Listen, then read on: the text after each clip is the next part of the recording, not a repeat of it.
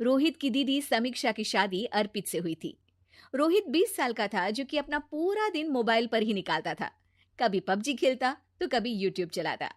एक दिन अर्पित और समीक्षा समीक्षा के मम्मी पापा से मिलने आते हैं और देखते हैं कि रोहित मोबाइल से हटने को तैयार ही नहीं है। अरे रोहित, तुम्हारी तो आईआईटी की परीक्षा है ना? तुम तैयारी नहीं कर रहे हो परीक्षा की? वो सब तो मोबाइल पर ही हो जाएगा। ये देखिए, ये है गूगल। इससे जो भी पूछो वो सब बता देता है। तो आखिर कागज क्यों बर्बाद करूं? अरे पर तुम इन प्रश्नों की तैयारी बिना लिखोगे कैसे? उसमें क्या है, ये देखिए नोटपैड, बिल्कुल कॉपी जैसा है, इसी पर कर लूंगा। हम जब तुम्हारी उम्र के थे तब हम दोस्त मिलकर प्रश्न हल किया करते थे। उससे हमारी हैंडराइटिंग की भी प्रैक्टिस हो जाती थी और समय का भी अंदाजा लग जाता था। और फिर साथ में हम एक दूसरे की मदद भी कर देते थे अगर कोई अटक जाए तो। आपका जमाना अलग था जीजा जी। अभी जमाना फास्ट और स्मार्ट हो गया है। जमाना क्या, अब तो फोन भी स्मार्ट हो गया है। समय के साथ बदलना पड़ता है जीजा जी। अब बस भी कीजिए आप। हर चीज को लेक्चर में बदल देते हैं। रोहित अच्छा कर लेता है परीक्षा में। इतने में अर्पित के सास ससुर जी आ जाते हैं हॉल में और अर्पित इस बारे में बात नहीं करता। हालांकि अर्पित को लगता तो है कि पूरी तरह मोबाइल पर लगे रहना सही नहीं है, पर वो इस बात को और नहीं छेड़ता। ऐसे ही 2 दिन निकल जाते हैं। समीक्षा, मुझे काम से फोन आया था, मुझे वापस काम पर लौटना पड़ेगा। पर हमें आए हुए तो 2 ही दिन हुए हैं। अभी चले गए तो माँ और पापा को अच्छा नहीं लगेगा ना। अच्छा ठीक है, तुम रुक जाओ, मैं काम खत्म करके फिर लौट आऊंगा। एक काम कीजिए ना, परसों रोहित भी परीक्षा के लिए निकलेगा।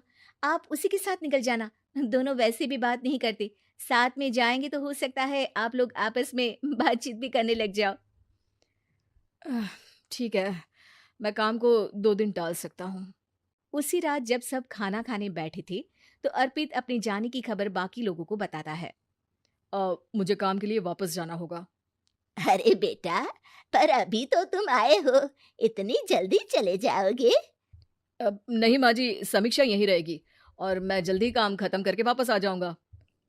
ठीक है, काम भी जरूरी है। वैसे कब निकलोगे बेटा? 2 दिन में।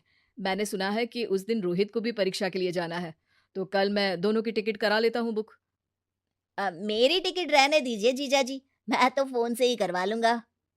हाँ, पर कोई दिक्कत हो गई तो? अरे कोई दिक्कत नहीं होती जीजा जी, फोन सब कर सकता है।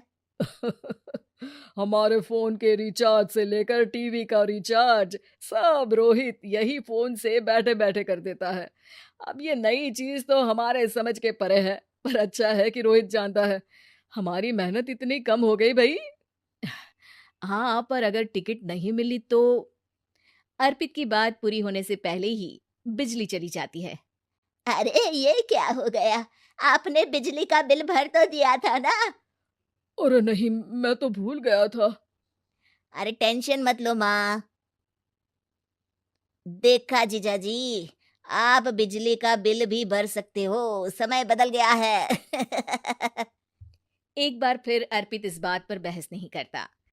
अगले दिन जाकर अपनी टिकट करवाता है और पैकिंग कर रहा होता है जब शाम को अचानक से रोहित के चिल्लाने की आवाज आती है।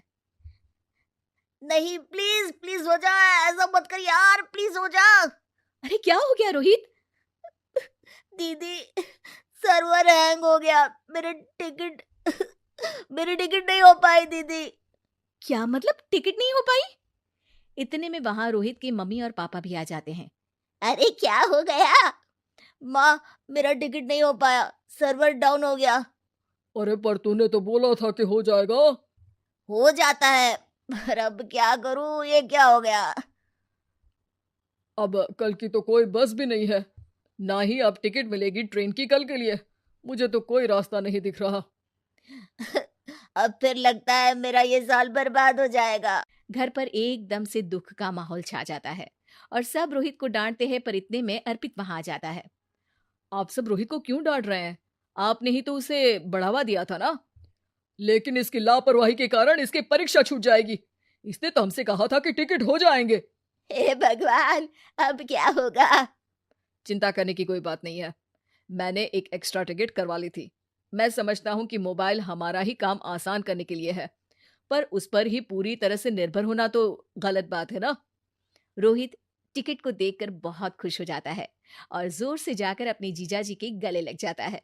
सॉरी जीजाजी, मुझे आपकी बात ध्यान से सुननी चाहिए थी, पर थैंक यू सो मच। हाँ बेटा, तुमने तो इसका भविष्य बचा लिया। शिक्षा, दूसरों से मदद मांगना गलत नहीं, पर दूसरों पर निर्भर हो जाना गलत है।